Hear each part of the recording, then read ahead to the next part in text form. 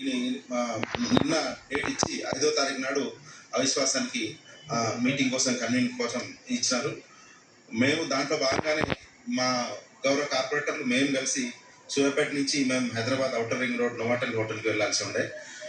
యాక్చువల్గా వెళ్ళే క్రమంలోనే ఔటర్ రింగ్ రోడ్ ఎక్కే దగ్గరే ఇక్కడైతే హైత్ నగర్ దగ్గర ఎక్కడికి ట్రై చేస్తున్నామో అక్కడే దాదాపు ఒక 20-25 కార్లు పెట్టుకొని ఒక 50 మంది అమర్ సింగ్ ఆధ్వర్యంలో అట్లాగే మిగతా నాయకుల ఆధ్వర్యంలో అక్కడ నిల్చున్నారు.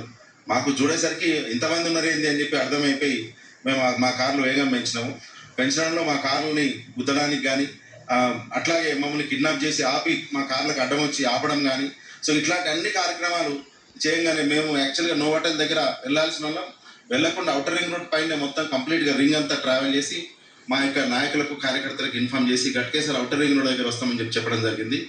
ఎంత భయభ్రాంతులు అంటే మా కార్లు గుద్దేటట్టుగా మమ్మల్ని కిడ్నాప్ చేసేటట్టుగా లేకపోతే మమ్మల్ని చేంజ్ చేసి యాక్సిడెంట్ చేసే విధంగా నిజంగా మా అందరినీ కూడా భయభ్రాంతులు గుర్తు చేయడం.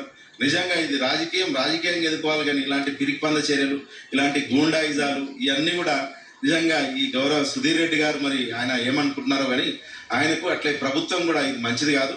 ఏమనుంటే ప్రజాస్వామ్యం ఎన్నుకోండి, ఆ ప్రజాస్వామ్యబద్ధంగా కౌన్సిల్లో తేల్చుకోవాల్సిన అవిశ్వాసము మేయర్గా కొనసాగాలంటే